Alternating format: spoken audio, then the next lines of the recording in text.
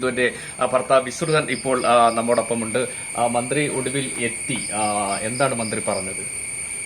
മന്ത്രി മിസ്റ്റർ വന്ന് പറഞ്ഞത് നമ്മൾ ബാക്കിയുള്ള കാര്യങ്ങളും ചികിത്സയുടെ കാര്യങ്ങളും എല്ലാം എങ്ങനെ ചെയ്യാൻ ഞങ്ങൾ കൂടുതലുള്ള നിങ്ങളുടെ കാര്യത്തിലെല്ലാം ഞങ്ങൾ കൂടുതൽ പോസിറ്റീവായിട്ട് കാര്യങ്ങളാവും.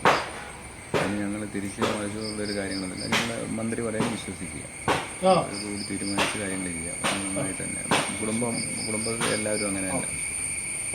ജോലിയുടെ കാര്യം മന്ത്രി ഉറപ്പ് നൽകി. ജോലിയുടെ കാര്യം ഉറപ്പ് നൽകിയില്ല. അത് ആലോചിച്ചിട്ട് മന്ത്രിക്ക് മാത്രം പറയാൻ പറ്റില്ല. അതുപോലെ അവർ ആലോചിച്ച് മുഖ്യമന്ത്രിയായിട്ട് ആലോചിക്കണമല്ലോ. മുഖ്യമന്ത്രിയായിട്ട് ആലോചിച്ചിട്ട് വേണ്ട കാര്യങ്ങൾ ഞാനത് പറഞ്ഞ ഒരു സജഷൻ പറഞ്ഞത്, താൽക്കാലിക ജോലി വേണ്ട, നല്ലൊരു ജോലിയാണെങ്കിൽ കുറച്ചുകൂടെ ഭംഗിയാകും. ഈ കുടുംബത്തിനും ബിന്ദു ആഗ്രഹിച്ചതാ.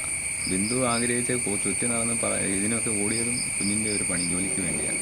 അവനെ പഠിപ്പിക്കണം. പഠിച്ചെങ്കിലേ ജോലി ഉണ്ടാവത്തുള്ളൂ.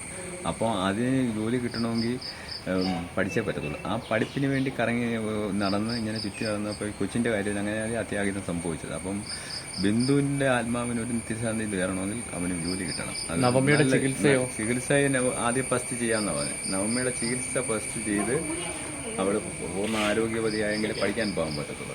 അപ്പം പഠിച്ച് അങ്ങനെ ചെയ്യാൻ അതുപോലൊക്കെ നമ്മളെ സർക്കാർ ചെയ്യാമെന്നാ പറയുന്നത്. നാളെ ആശുപത്രി ഇവിടുന്ന് 7:30 പോകാമെന്നാ പറയുന്നത്. 7:30 പോയി 8:00 ഡോക്ടേഴ്സും വിളിച്ച് പറഞ്ഞാൽ അവർ ഒരുക്കിക്കോളും. ബാക്കിയുള്ള കാര്യങ്ങളൊക്കെ അതിന്റെ വഴിക്ക് നടന്നു പോകുന്നതാണ്. ഇന്നലെ വന്ന് കൗൺസിലിംഗ് ഒക്കെ നടത്തിയിരുന്നു.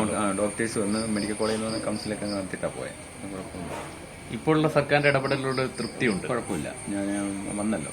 നമ്മുടെ വീട്ടിൽ വന്ന് കയറുമെന്ന് വെച്ചാൽ അവർ മന്ത്രിയൊക്കെ വന്ന് കയറുമെന്ന് വെച്ചാൽ നമുക്ക് മഹാകാര്യമാണ്. അപ്പോൾ വന്ന് ആശ്വസിപ്പിക്കുന്ന അതിനേക്കാൾ വലിയ കാര്യമാണ്.